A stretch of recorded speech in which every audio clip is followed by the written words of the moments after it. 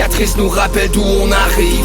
Les combats qu'on doit livrer quand le destin chavire. Guerrier, on fera ce qu'il faut pour la famille. Cœur de lion, œil de tigre, on a la paix dans la mire. The battles are never ending, I know, but we will get up and get on with the fight. And we'll do whatever for what is right. Just put your trust in us, in us. Donc, cette semaine, entretien avec un guerrier, on reçoit un sensei de l'Outaouais qui est établi depuis fort longtemps, depuis 3 décennies, on disait tantôt. 35 ans. 35 ans.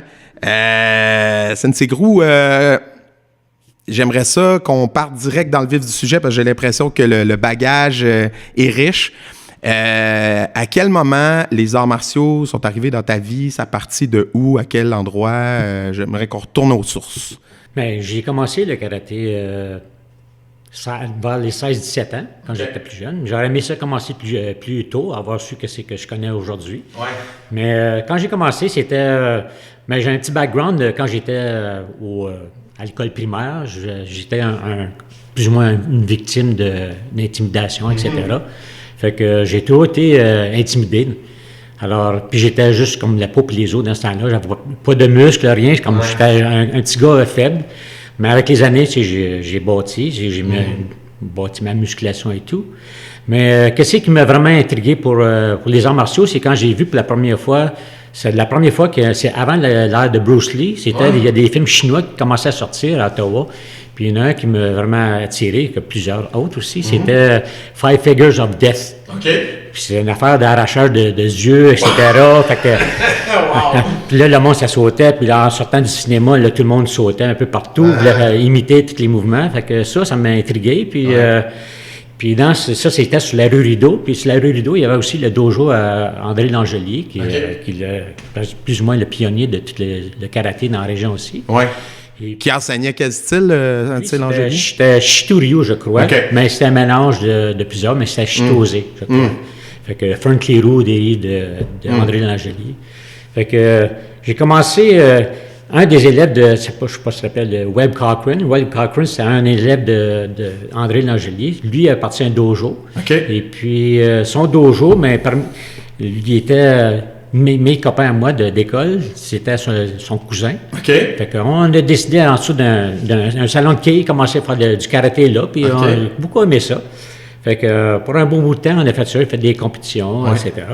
Fait que c'est là que j'ai vraiment pogné la piqûre du karaté. OK.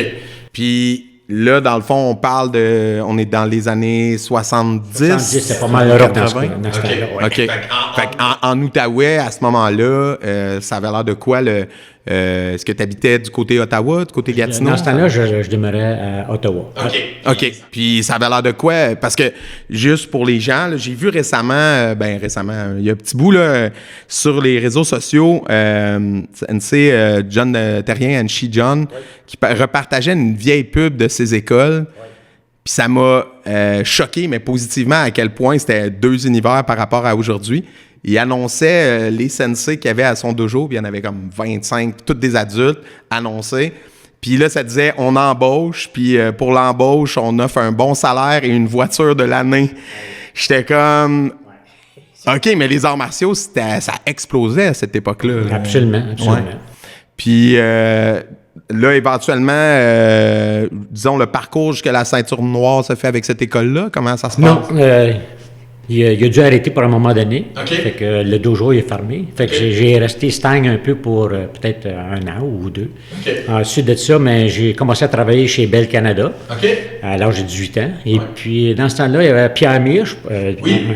Fait que lui, c'était mon maître aussi. Okay. Fait que lui, à travers il y avait Gilles Lavigne qui travaillait aussi chez Bell. On travaillait tous chez Bell à un moment donné. Fait qu'à travers de ça, par jase, j'ai décidé de prendre un coup de Pierre Mir. Et puis, j'ai rentré dans le dojo, puis j'ai vu, puis je trouvais ça très intéressant. Puis, c'était rough. C'est comme, quand j'ai commencé, c'était toutes des ceintures noires, il y avait des batailles bataille de rue, puis il y avait des motards, etc., des policiers là-dedans, des ceintures noires. Ouais. Fait qu'on se faisait brasser de la cage pas mal dans ce temps-là. Mais c'est plus comme ça aujourd'hui, mais je pense pas toujours bien, là. Mais c'était pas mal rough dans ce temps-là. Mais j'ai beaucoup aimé ça. Ouais. Puis depuis ce temps-là, j'ai jamais arrêté. Puis à l'époque, donc, ça, l'école de Soke Pierre-Messe, c'est le Shitokan. Shitokan. Qui était aussi très gros à l'époque. Très gros. Très gros. À Outaouais, il y avait plusieurs, et même à travers le Canada, il y avait des écoles à différents endroits. Oui, au Mexique. Je pense qu'il en reste encore au Mexique. Et là, on fait plusieurs années au sein du Shitokan, c'est ça? Oui. Ça, c'était Shitokan. Ensuite de ça, j'ai suivi mon sensei Gilles Lavigne, décidé d'aller un peu plus loin. OK. Alors, il a décidé de suivre la ligne de Shotokan. Oui. Puis, on a fait du Shotokan. Moi, j'ai fait du Shotokan pour au moins 25 ans. Oui, OK. Ouais. J'ai beaucoup de sang Shotokan dans le corps. Oui. Et puis, de là, ben, tu sais, on grandit avec ça pendant des années et des années. Et puis, ensuite de ça, ben, je vais aller encore un peu plus loin. J'étais aussi Shotokan régional aussi, mais je voulais aller un petit peu plus loin.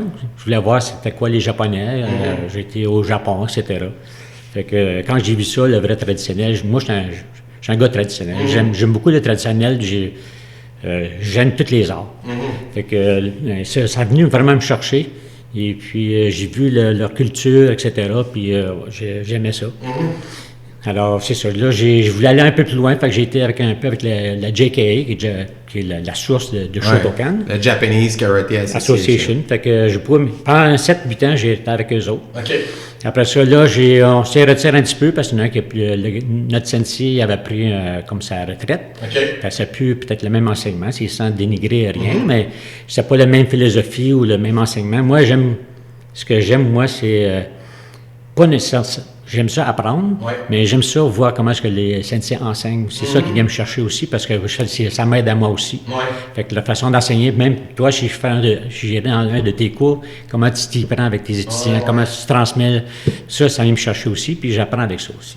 Fait que c'est ça. Puis là, c'est ça. Là, ça restait un peu stable comme ça ici. Puis là, mais j'ai toujours croisé la gang de Shitoryu parce que c'est comme dans les grosses compétitions mondiales, c'est toujours en Shotokan, Shitoryu. Les gros katas, surtout dans les mondiaux. Shitoryu avec un S. Avec le S, oui. Ouais. Avec le S. Fait que j'ai beaucoup aimé ça. Je voyais beaucoup les katas. Moi, je suis un gars de kata aussi. J'aime le combat aussi beaucoup. Mais j'aime beaucoup, ça vient me chercher aussi les katas. Fait que avec ça, mais j'ai croisé mon sensei aujourd'hui, Claude Larouche. Ouais. Puis ça a toujours été bien mutuel, ça cliquait bien. Ça cliquait bien. Avec un grand respect, les deux. Lui, c'était Shitoryu, moi, c'était Shotokan. On se croisait, on se parlait, etc. Puis je regardais ses athlètes, puis il a monté beaucoup d'athlètes, puis moi, j'en avais juste quelques-uns. Fait qu'avec ça, mais à un moment donné, après la pandémie, j'ai fait beaucoup de réflexions. Et puis, il me semble que j'aurais besoin d'un petit changement pour moi. Parce que pendant des années, c'était tout pour les autres. Je faisais tout pour les autres, je suivais, etc.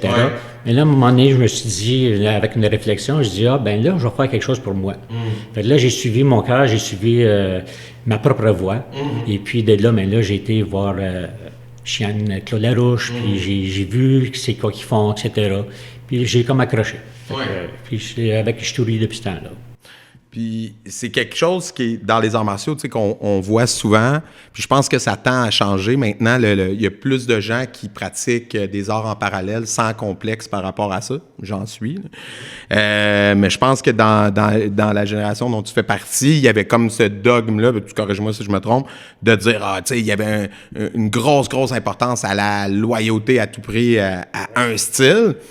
Et alors que pour moi, ben le fait de pratiquer 2 heures ou d'aller vers autre chose, ça veut pas dire qu'on rejette ce qu'on a fait avant. C'est une évolution personnelle.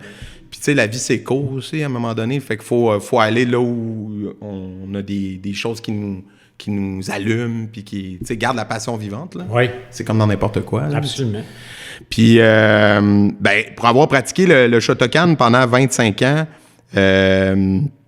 qu'est-ce qui fait que ça serait quoi les grandes différences pour un néophyte entre le Shotokan, le Shitoryu, on va dire, dans les 2 grands styles que tu pratiques, que tu as pratiqué dans ta vie? Shotokan, c'est comme tu dis, j'allais dans le corps, puis je vais toujours là-bas dans le corps. C'est la longue distance, c'est comme c'est linéaire, c'est très puissant.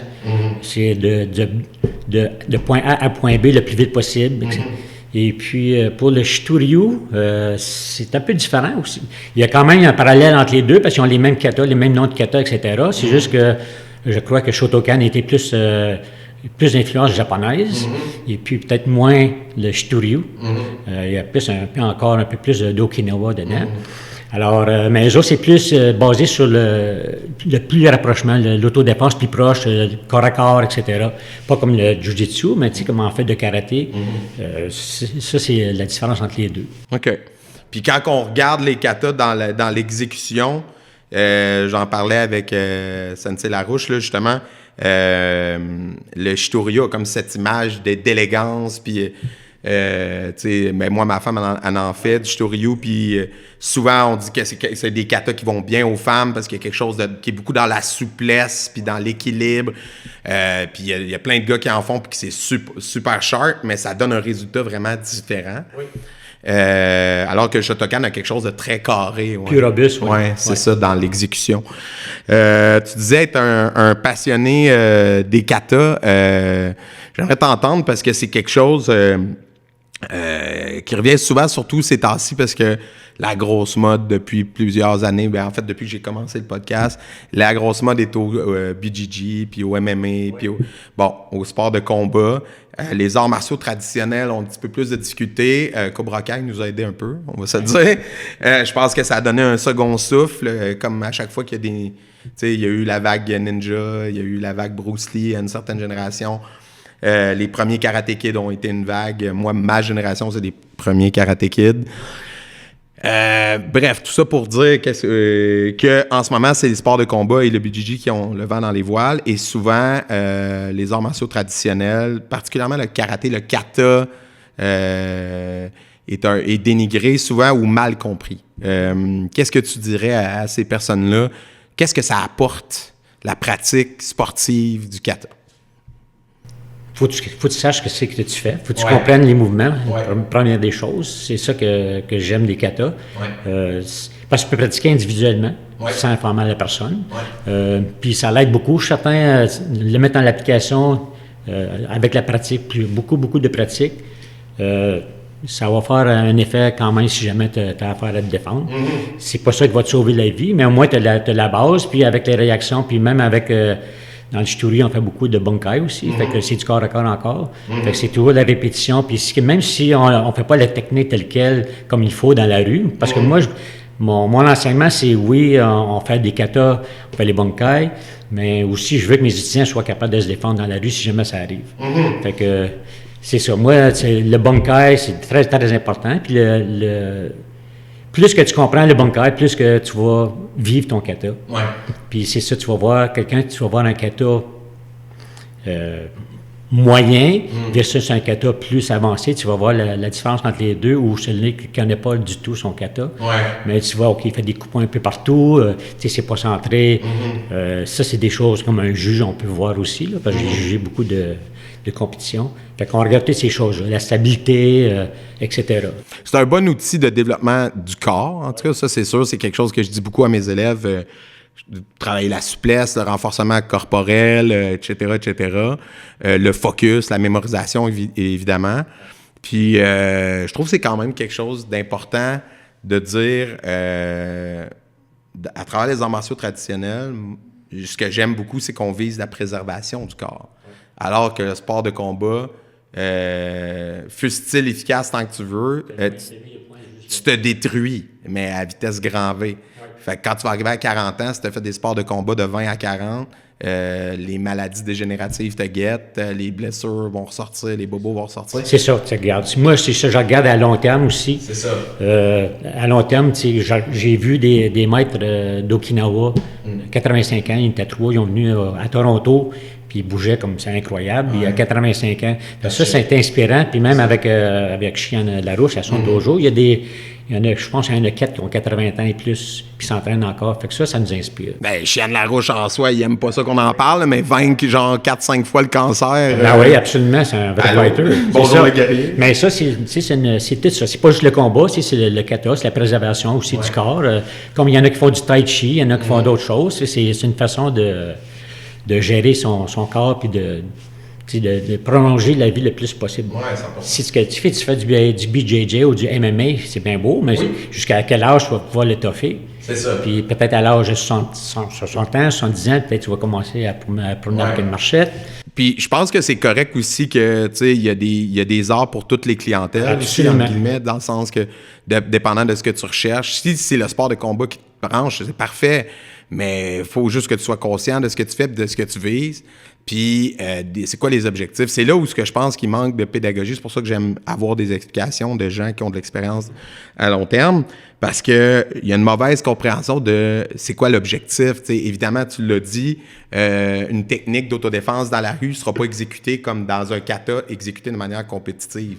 Si tu enseignes en disant à tes élèves, tu fais du kata, donc tu sais te défendre, évidemment que tu comptes des menteries. Là. Mais perso, j'ai jamais rencontré un professeur de karaté qui disait ça, ever. Fait que s'il y en a qui disent ça, évidemment, ils sont dans le champ.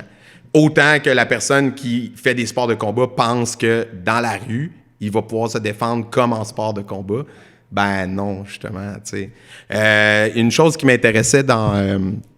quand j'ai lu ton curriculum martial, comme mon ami Denis aussi, tu as une ceinture noire en Kanryu Jiu-Jitsu. Puis justement, ça a dû te permettre d'aller chercher du bagage aussi, côté autodéfense concrète. Ça m'a vraiment, vraiment ouvert un autre univers. Puis là, je pouvais vraiment l'intégrer dans mon karaté en plus. Ouais. Fait que avec mon enseignement aussi, à travers les katas, puis d'autres, les autres mouvements qu'on fait de tous les jours, là, j'ajoute un petit peu de, OK, mais on fait ça, mais ça, tu peux faire ça aussi. Ça, tu peux faire ça. Là, j'en rentre mon jiu-jitsu là-dedans, avec des prises, etc. Vous voyez, ça finit plus. Fait que on ne peut pas juste arrêter là. Si tu veux continuer, il y a d'autres choses, il y a d'autres options, d'autres variations. Ouais, ça m'a vraiment ouvert les portes, le jiu-jitsu aussi. Ouais. Puis dans l'enseignement, tu disais que ce qui te parlait, c'est la pédagogie des enseignants. Puis tu mentionnais en début d'entretien que au début de ton parcours, les façons de faire étaient plus rugueuses, on va dire ça comme ça. Y a-t-il quelque chose que tu penses qu'on a perdu au fil des années par rapport à cette époque-là qu'on devrait peut-être ramener? Et qu'est-ce que tu dirais qui est pour le mieux? T'sais, en ayant connu cette époque-là, puis qu'aujourd'hui, on a d'autres manières, d'autres méthodes pédagogiques. Ouais. Aujourd'hui, je pense qu'on est rendu, je parle pas pour tout le monde, mais on est rendu un peu plus soft, on est trop protégé, il y a trop de règlements, il y a trop de... On ne devrait pas être comme c'était avant, c'est toujours se bûcher, mais je veux dire, au moins, il doit y avoir quand même cette petite partie-là, mais peut-être pas autant. Mais là, c'est parce que là, c'est rendu avec des avocats, comme tu me touches, les ci pis ça. On est trop, les enfants d'aujourd'hui, les enfants de COVID ou plus, ils sont trop, c'est pas ça, là, exactement, surprotégés, fait qu'il manque un petit quelque chose ici dans leur développement pour le futur, pour leurs avenirs aussi. Fait que ils l'ont toujours facile, mais ça va être quoi plus tard? Fait que, il faut quand même que tu les fasses travailler fort, puis avoir des objectifs pour qu'ils puissent surpasser. Oui, 100%. Puis ça, je pense que effectivement, c'est quelque chose que les bons sensei réussissent à préserver aujourd'hui, de dire les enfants et les jeunes ont besoin de cadre. Même les adultes, je trouve que pendant la COVID, justement, ce qui faisait que ça allait si mal dans la société, c'est pas tant que le fait que les gens étaient malades, c'est que les gens, on a tous collectivement perdu nos repères. Tu sais, on voyait plus nos gens au dojo ou peu importe les autres activités sociales qu'on a. On perdait nos contacts, ça a créé des chicanes entre des gens qui s'aimaient bien parce que là, on se voyait plus, puis là, soudainement, la moindre niaiserie, tu sais, t'es plus habitué de socialiser. C'est ça aussi que ça apporte un dojo, hein, ça crée un groupe, ça crée un esprit de corps. Bref. Mais pour ce qui est des enfants d'aujourd'hui, c'est pas moi qui va te contredire. Là, j'enseigne en CPE, puis justement, j'en parlais récemment avec une éducatrice, puis j'ai dit, trouvez-vous que, tu sais, moi, ça fait juste 7 ans là, que j'enseigne en CPE, là, puis je leur disais, il me semble, ceux de cette année, là, puis l'année passée, mettons, là, post-COVID, là, comme tu disais, là, ces enfants-là sont très anxieux. Ils ont une peur d'échouer, ils ont peur de la nouveauté, mais genre maladif. Là. Ils pleurent juste à me voir, puis on n'a rien fait. Là, Ils sont comme « Oh non, le karaté! » Puis, il y en a tout le temps un peu des enfants craintifs, c'est normal. Mais là, c'est des défis, des gros défis. Puis, moi, je voulais pas me prononcer là-dessus, parce que j'ai pas 35 ans d'expérience avec les enfants. Puis, les dames d'expérience me disaient toutes, oui, effectivement, dans les dernières années, on le sent, ils sont dans Watt, comme tu disais, ils sont surprotégés. Moi, je prends pour acquis que quand les parents me les amènent ici, c'est parce que c'est ça qu'ils cherchent, un cadre. Ils veulent qu'on les discipline. Oui, absolument. Ils veulent qu'on leur apporte ça. Dans ton enseignement, en Shitoryu, la braquette d'élèves, c'est quoi que tu touches? Parce que ton dojo actuel, il existe depuis combien de temps? 35 ans. Fait que, il est situé à Chelsea, c'est ça? 35 ans au même endroit. Oui. Fait que ça aussi, c'est exceptionnel. Oui, c'est assez malade. Ben ouais, c'est clair. Est-ce que tu es rendu au point où tu as de tes premiers élèves qui t'amènent leurs enfants? Là? J'imagine ça. Oui, je suis rendu à une famille qui a 3 générations. Wow! Oui. Et comment ça s'inscrit? Comment on vit ça en tant que professeur d'être rendu là? C'est incroyable. Moi, ça vient me chercher parce que si tu compares les étudiants qui vont à l'école, OK? Tu vas à l'école, tu vas au collège, tu vas à l'université. Des fois, tu as un professeur, tu as toujours aimé, tu aimes ton professeur, mais tu l'as pour 2-3 ans, puis c'est tout. Après ça, c'est fini. Tu vas peut-être le croiser peut-être 5-10 ans plus tard, puis regarde, c'est mon prof que j'aimais beaucoup. Mais nous autres, comme toi, peut-être, ça va arriver aussi. Tu as des étudiants qui sont avec toi, puis ils ont resté avec toi pendant toutes ces années-là. Tu les as vus grandir de l'âge de 9 ans, de 10 ans, puis ils sont encore avec toi aujourd'hui. Tu les as vus grandir, ils se sont fait une famille, ils ont un job, ils ont son succès dans plusieurs choses. Tu vois ça, puis c'est comme un père. Parce que c'est ça. C'est vraiment ça. La relation avec mes plus anciens élèves, là, puis les plus impliqués, ceux que je vois beaucoup, c'est vraiment une relation familiale. Puis il y en a un, tu sais, mon élève senior, on va dire, je l'ai eu ici, il avait 8 ans, puis là, il va être majeur dans pas long, tu sais. Il finit son secondaire, il parle de cégep, parle de ses projets d'études, puis c'est l'anecdote la plus drôle récemment. J'espère qu'il n'écoutera pas le podcast, je sais pas si, mais récemment, on était ensemble, puis il me dit dans le futur, je vais peut-être aller travailler dans un autre pays, puis je me demandais, ça serait-tu correct que je continue à faire mes cours par Zoom? Puis là, moi, j'étais comme surpris, puis comme tu dis, j'étais comme, moi, juste qu'il pense à garder ça dans sa vie, j'étais comme, mission accomplie pour vrai. C'est malade. C'est ça. Et donc, l'enseignement dans le Shitoryu, le cursus, j'aimerais ça qu'on en parle. Sur quoi vous travaillez? Je sais que les katas sont vraiment beaux, tout ça. Il y a un aspect compétitif, clairement. Au niveau combat, qu'est-ce que vous faites? À quoi on touche? C'est quoi que tu enseignes? C'est ça, mais c'est les 3 cas. C'est Kion, kata puis kumite. Il faut faire les 3. Tu ne peux pas juste faire un ou l'autre. Pour être équilibré, il faut que tu fasses les 3. Le combat, les Kion, c'est les bases. C'est la base, c'est les techniques, etc. Fait approfondir les techniques, pour ça, dans les katas, même chose, ça va les aider à ça. Puis là, tu as le volet comité aussi. Fait qu'on fait des drills de comité aussi, puis on fait du comité aussi. Fait qu'on essaie d'équilibrer les 3. Puis ceux qui veulent aller plus loin, comme les compétiteurs, etc., mais là, on va les mettre de côté ou on va mettre l'emphase des fois sur l'aspect compétitif. Mais toujours en gardant le même syllabus pour, comme quand ils passent leur examen, c'est pas... C'est standardisé. C'est standardisé, c'est non pas compétitif. Là, c'est vraiment la stricte base. Oui. Puis, donc, dans le fond, ça s'adresse à qui, de quel âge à quel âge? J'ai un sensei en dessous de moi. OK. C'est Sensei Tina. Elle a les jeunes de 4 ans à 7 ans. OK. Puis de là, mais ils sont dans mon cours à moi qui est de 8 à 99 ans, c'est ça. Cool. Puis là, dans le fond, tantôt, tu me parlais d'autodéfense intégrée. Le combat, le kumite, c'est pratiqué avec un style kumite comme ce qu'on voit, mettons... traditionnel. Avec la WKF. Puis, OK, parfait. Ça, j'aimerais ça qu'on en parle de ça, de ce style de combat-là. Démystifier ça. Si j'avais à le décrire, moi, là, de mon œil externe, qui pratique le point fight, je décrirais ça à quelqu'un qui ne connaît pas ça comme étant de l'escrime à main nue. Est-ce que Est-ce que tu trouves que je suis dans le champ avec ça? Parce que c'est des techniques pieds-points, mais ouais, c'est ça. Mais ce que je trouve que ça apporte aux élèves, parce qu'on le disait hors d'onde, tu sais, j'enseigne à des élèves qui pratiquent du comité comme ce dont on parle.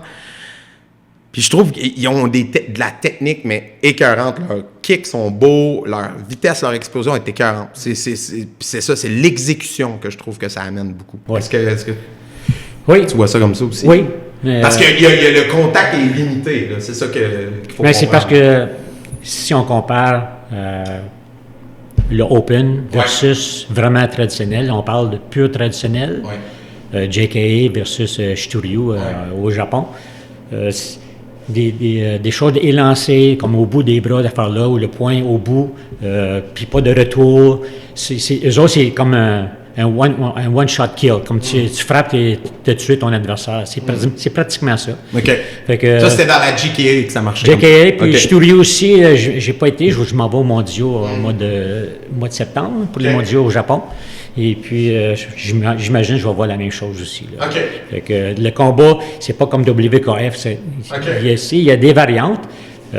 Des fois, tu n'as pas le temps de faire des spinning ou des maoshigiri ou des uro maoshigiri parce que l'autre, il t'attend, il est prêt comme une fusée à rentrer dessus de Décolle, ouais. Il décolle. Il n'y a pas de jeu de... Oui, il y a du sautage un peu, mais c'est timé puis c'est limité parce qu'ils n'ont pas le temps. Ils n'ont pas le temps. Parce qu'il n'y a pas de casque en comité. Non, il n'y a pas de casque. Puis les gants, c'est vraiment limité. C'est comme padé plus en avant. Oui, c'est ça. Des contacts avant. Je ne sais pas si tu as déjà vu le Kyokushinkai aussi. Ouais. Les autres, Ou que l'autre, c'est un autre extrême. Oui, c'est un autre chose. extrême. C'est autre chose. Ouais.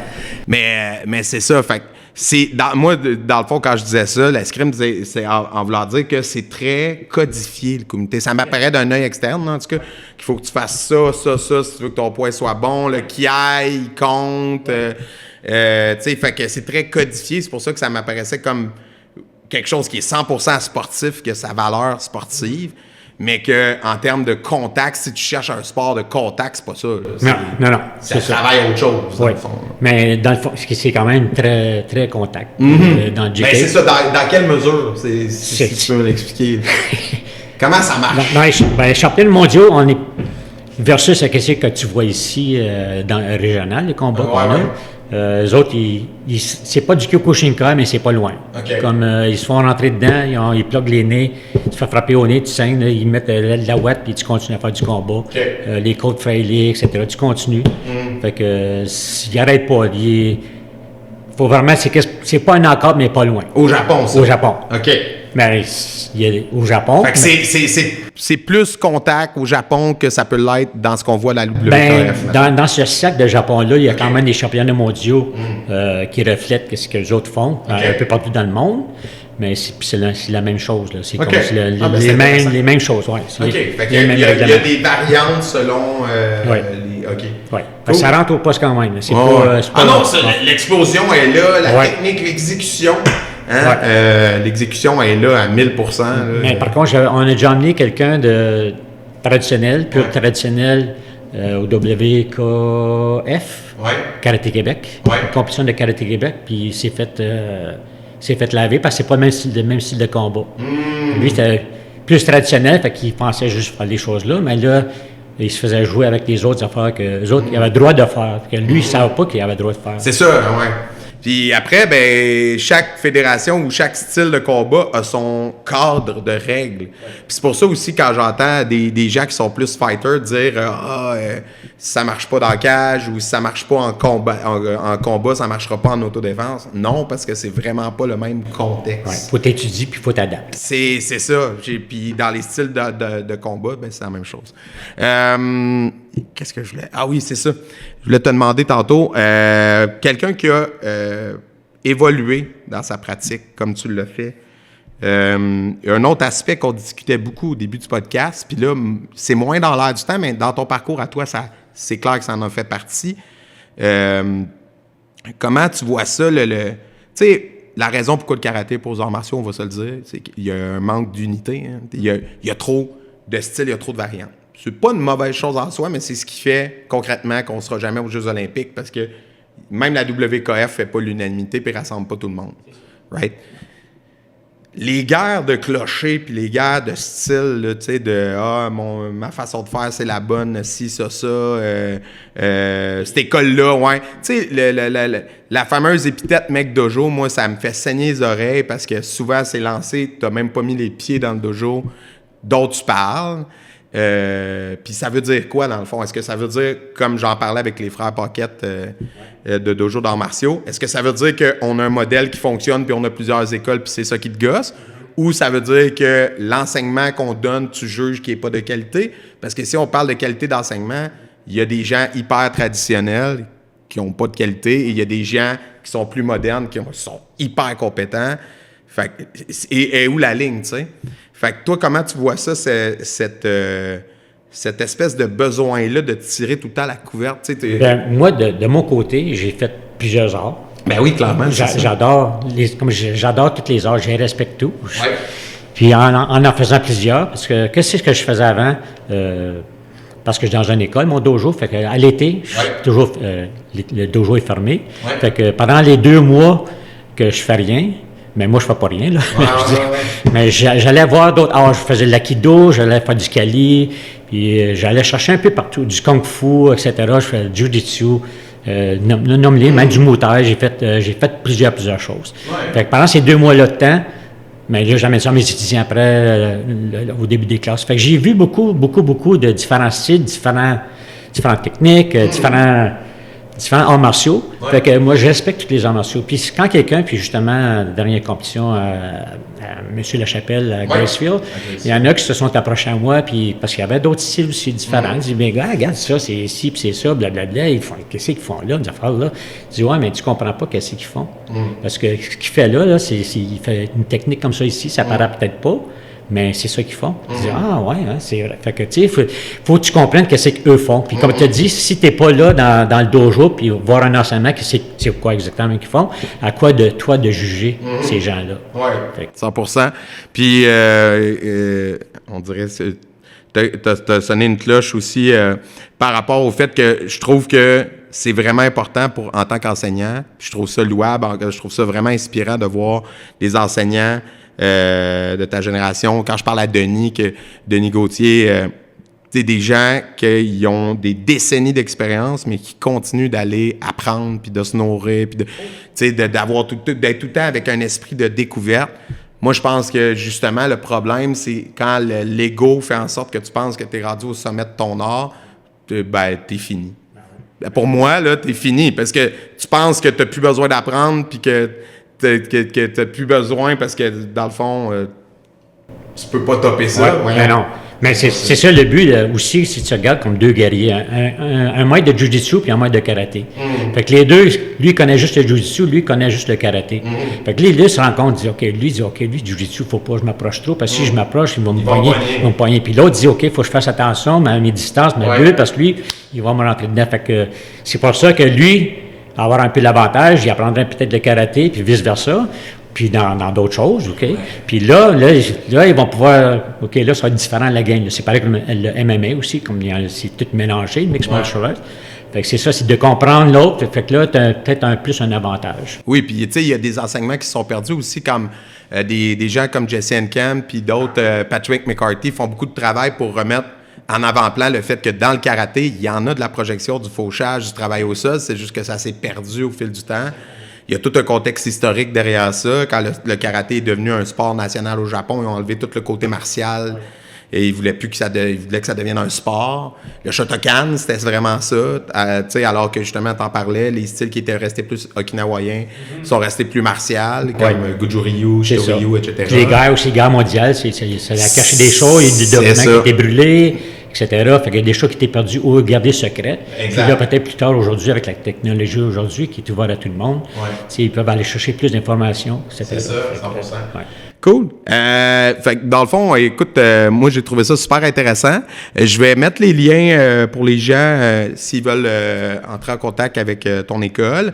Là, au moment d'enregistrer, c'est encore ouvert. Fait que pendant l'été, vous prenez une pause de 2 mois, vous recommencez à quel moment à peu près? Mois de septembre. Mois de septembre, parfait. Les écoles. Excellent. Puis je vais te garder pour un petit segment après pour les abonnés Patreon. Ça, c'est une plateforme sur laquelle les gens supportent le podcast, ils s'abonnent puis ils ont accès à un petit contenu bonus.